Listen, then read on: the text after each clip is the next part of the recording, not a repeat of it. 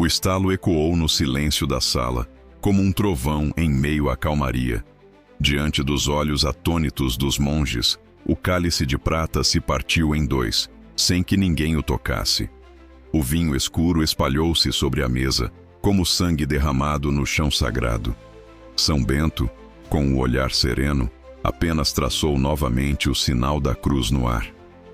Bendito seja Deus, que livra seus servos do mal, disse em voz baixa.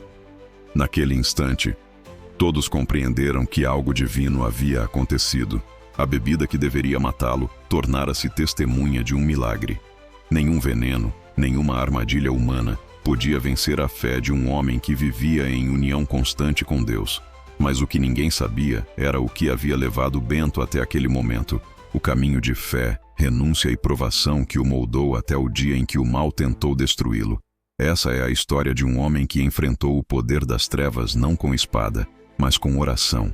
Um homem que escolhera o silêncio, mas cuja fé gritou tão alto que ecoa até hoje. E é por isso que seu nome, São Bento, tornou-se sinônimo de proteção, sabedoria e vitória sobre o mal. O ano era 529. A Europa ainda sangrava após a queda do Império Romano. Povos bárbaros invadiam vilas, mosteiros eram saqueados e o medo reinava nas estradas. A fé, contudo, era a única chama que ainda ardia no coração de muitos. Nas colinas da Úmbria, uma figura solitária caminhava entre ruínas e oliveiras, carregando apenas um cajado, um manto escuro e um coração entregue à oração. Seu nome era Bento de Núrcia. Desde jovem, Bento percebera a decadência moral e espiritual de sua época. Homens buscavam poder, riqueza e prazer, esquecendo-se de Deus. Decidido a viver de modo puro, ele deixou Roma e refugiou-se nas montanhas, em uma gruta próxima a Subiaco. Lá, viveu anos em silêncio, alimentando-se apenas do necessário, em jejum e contemplação. O canto dos pássaros e o som do vento eram suas únicas companhias. Aos poucos, sua santidade começou a atrair discípulos. Homens de fé, mas também de temperamento fraco, vieram aprender com ele o caminho da obediência e da oração. Porém, entre esses, havia alguns que não suportavam sua autoridade espiritual. O que Bento não sabia é que o mal já se infiltrava entre seus irmãos, e que, em breve, o cálice da traição seria colocado diante dele. Se você acredita que a fé é mais forte que o mal, inscreva-se no canal. Toda semana, uma nova história de um milagre que mudou o mundo. A névoa da manhã cobria os vales da Úmbria quando um jovem de olhar sereno e passos firmes deixou para trás as muralhas de Roma. Seu nome era Bento. Tinha apenas 20 anos, mas o peso do mundo já lhe doía na alma. As ruas da cidade, outrora gloriosa, agora eram palco de vícios, corrupção e guerras internas. O império que dominara o mundo havia ruído, e com ele, a moral dos homens. Bento caminhava em silêncio, decidido a fugir não dos inimigos de fora, mas dos pecados de dentro. Em busca de pureza, ele encontrou abrigo em uma caverna próxima à vila de Subiaco. Era um lugar frio, úmido e isolado, mas ali o jovem encontrou paz. Alimentava-se de ervas e do pão que camponeses deixavam secretamente à entrada da gruta. As noites eram longas e os ventos cortantes, mas sua alma ardia com um fogo que o mundo não podia apagar. Enquanto o mundo se despedaçava lá fora, dentro da gruta nascia um novo tipo de guerreiro, não de espada e escudo, mas de fé e silêncio. Com o tempo, os rumores de sua santidade começaram a se espalhar. Pastores e viajantes falavam de um eremita que vivia entre pedras e orações, e cujas palavras curavam os aflitos. Logo, outros homens o procuraram, pedindo para segui-lo. Bento resistiu no início. Temia que o orgulho o traísse, mas entendeu que sua missão era maior do que o desejo de solidão. Se Deus me chama, não posso fugir, disse, e aceitou ser guia daqueles que buscavam luz em meio à escuridão. Assim nasceu a primeira comunidade monástica em torno de Bento. Ali, os homens aprendiam disciplina, silêncio e obediência. Ele os ensinava que o trabalho e a oração são como asas, só juntas levam o espírito ao céu. Surgiu então a famosa regra que guiaria monges por séculos. ora et labora, reza e trabalha. Bento via em cada ato simples, como varrer o chão ou partir o pão, uma oportunidade de santidade. Mas onde há luz, há sempre sombra. Nem todos que o seguiam eram movidos pela fé. Entre seus próprios discípulos, o ciúme começou a brotar. Alguns não suportavam a serenidade de Bento, sua autoridade natural, seu dom de discernir corações. E o inimigo, astuto, encontrou terreno fértil na inveja. O veneno não seria apenas físico, mas espiritual. Naquele tempo, Bento ainda não imaginava o quanto sua fé seria provada. Mas Deus preparava-o para o que estava por vir. O silêncio da caverna seria substituído pelo murmúrio da traição. E o cálice, símbolo da comunhão e da vida, se tornaria por um instante instrumento de morte. Deseja que eu continue com o capítulo 2, o mosteiro e a inveja dos monges, onde os discípulos começam a conspirar contra Bento, preparando o cenário para o milagre do cálice envenenado. O sol nascia sobre as colinas de Subiaco quando o sino do mosteiro tocava, chamando os monges para a oração da manhã. O som ecoava entre as montanhas, misturando-se ao cântico das aves e ao cheiro de pão recém-assado que vinha da cozinha. Bento caminhava entre eles com passos serenos, o rosto iluminado pela calma dos que vivem em constante presença de Deus. Sua autoridade não era imposta, era sentida, e talvez fosse isso que mais incomodava alguns corações. Os monges o respeitavam, mas entre eles crescia um sentimento sutil e perigoso, a inveja. Bento não era severo, mas firme. Não falava alto, mas suas palavras tinham peso. Ele enxergava além das aparências, e isso despertava medo. Alguns diziam em segredo que o jovem abade era duro demais. Outros murmuravam que ele queria controlar suas vidas. Com o tempo, esses murmúrios se transformaram em ressentimento, e o ressentimento em ódio. Certa noite, enquanto o vento soprava forte lá fora, um pequeno grupo se reuniu na cozinha do mosteiro. À luz bruxuleante das tochas, tramaram em voz baixa. "Ele é santo demais para ser humano", disse um deles. "E quem é santo demais, sempre revela o pecado dos outros." O mais ousado colocou um frasco sobre a mesa, dentro dele, um líquido escuro. "Um gole disso, e o silêncio voltará ao mosteiro." Enquanto os planos do mal se formavam, Bento permanecia em oração. Sozinho em sua cela, ele pedia a Deus que purificasse sua comunidade. Não imaginava o que estavam preparando, mas sentia no coração um peso estranho, uma inquietude espiritual. "Senhor", murmurou, "se há trevas entre nós, que tua luz as revele." Lá fora, o vento cessou, um presságio de que a prova se aproximava. Na manhã seguinte, os monges o chamaram para o refeitório. Sobre a mesa, um cálice de vinho reluzia à luz das velas.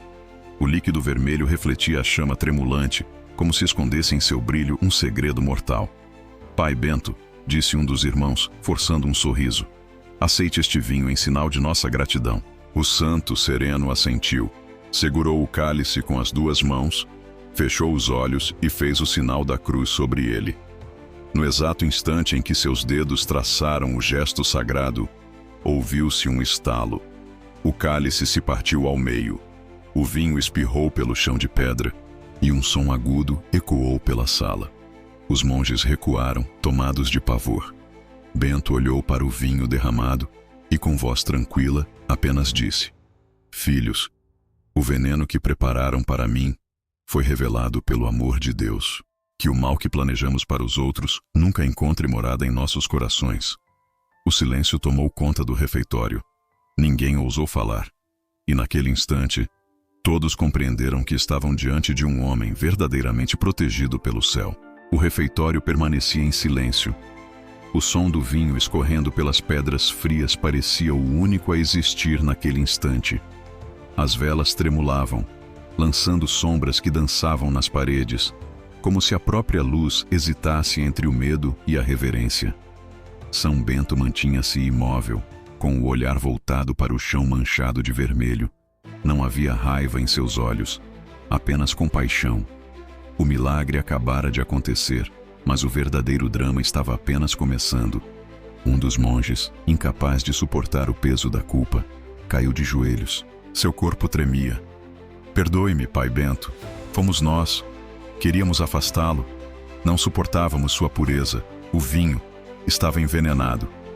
As palavras saíram como lâminas, rasgando o silêncio. Outros, dominados pela vergonha, começaram a chorar.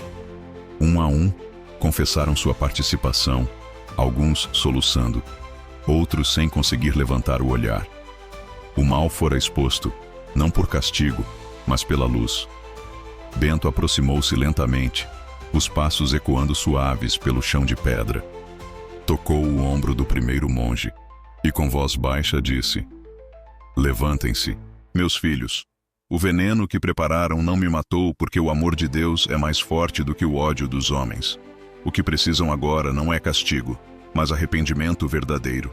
As palavras, simples e firmes, quebraram as últimas resistências. O choro tornou-se oração. Ao cair da tarde, o mosteiro todo se reuniu na capela. O incenso subia como uma névoa prateada, misturando-se à luz dourada que entrava pelos vitrais. Bento, diante do altar, rezou por todos. "Senhor", dizia, "tu me livraste da morte física, mas livra também estes filhos da morte espiritual. Que o perdão floresça onde antes havia inveja." O coro respondeu em uníssono, e um sentimento novo percorreu o ar: paz. Nos dias que seguiram, o mosteiro transformou-se. Os monges que antes tramavam nas sombras, agora se dedicavam ao serviço com humildade. O silêncio não era mais pesado, mas sereno. Bento, sem jamais mencionar o ocorrido novamente, continuou ensinando com o mesmo amor de antes. Nunca houve punição, apenas aprendizado. E o episódio do cálice partilhado tornou-se um marco. Uma lembrança viva de que o poder de Deus se manifesta não apenas nos milagres visíveis, mas na conversão dos corações. Anos depois, quando novos irmãos chegavam ao mosteiro, os antigos contavam a história com lágrimas nos olhos. Diziam: "Aqui, o mal tentou se disfarçar de fraternidade, mas foi vencido pela cruz." E na parede do refeitório, o cálice quebrado foi guardado, não como símbolo de traição, mas de redenção. A lição de Bento ecoava entre os séculos: nenhum veneno atinge quem vive enraizado na fé. As montanhas que cercavam o mosteiro de Subíaco pareciam guardar o segredo do milagre, mas os ventos não sabiam calar. Em poucos dias, a história do cálice que se partira sozinho espalhou-se pelos vales e aldeias. Camponeses, viajantes e soldados falavam do homem de Deus que nem o veneno pôde destruir. Era como se o próprio céu tivesse tocado aquela terra. O nome de Bento começou a ser pronunciado com respeito e admiração, mesmo entre os mais céticos. Homens e mulheres simples subiam a encosta para vê-lo. Uns buscavam conselhos, outros pediam curas ou apenas queriam escutar suas palavras. Ele, porém, os recebia com humildade. Dizia sempre: "Não fui eu quem venceu o veneno, mas Cristo em mim. Tudo o que há de bom vem dele."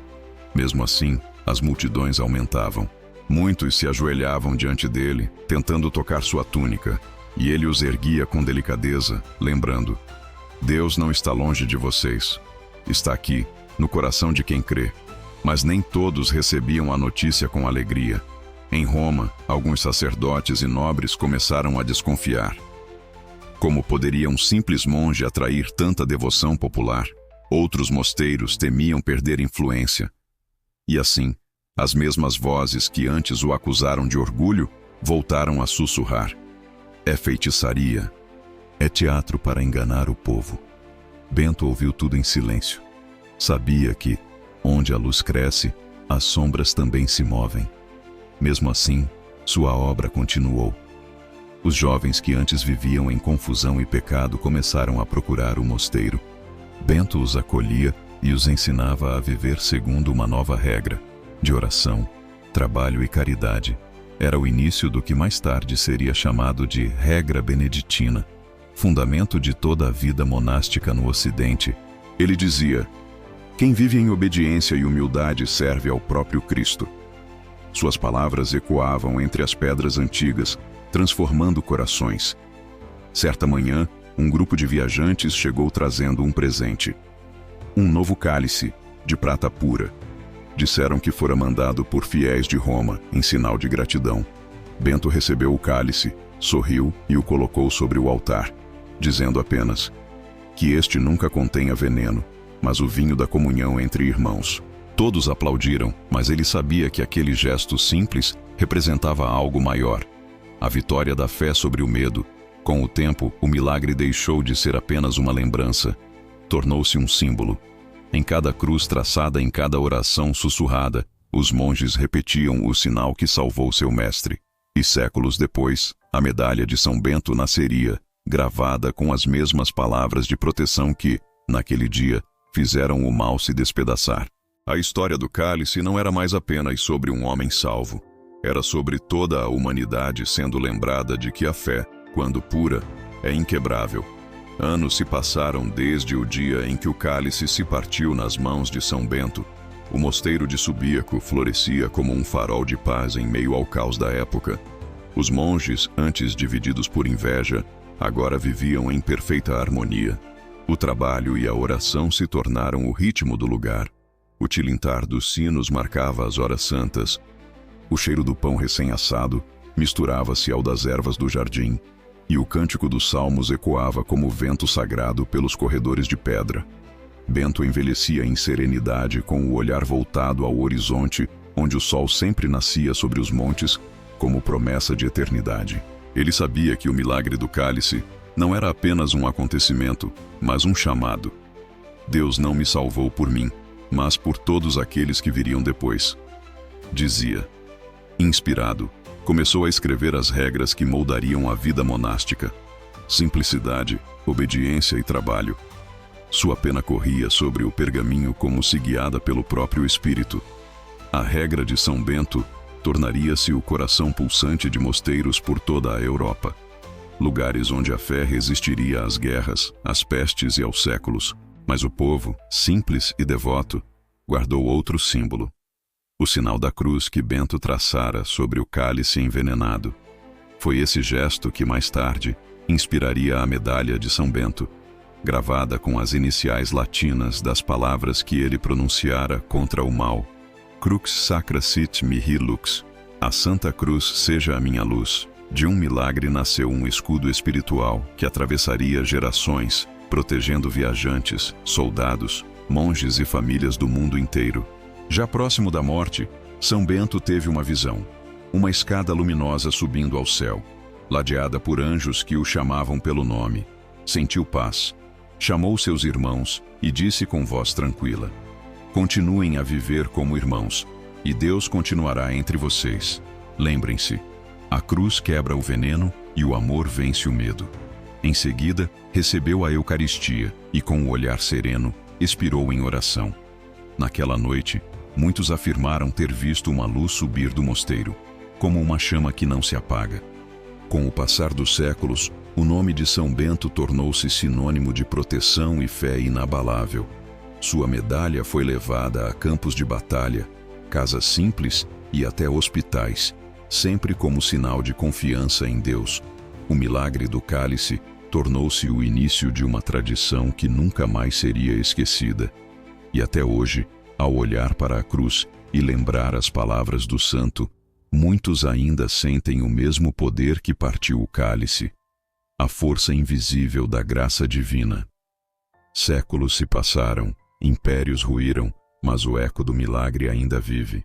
Onde há fé, nenhum veneno tem poder. Onde há cruz, há vitória. E nas sombras do medo, o nome de São Bento continua sendo uma luz que jamais se apaga.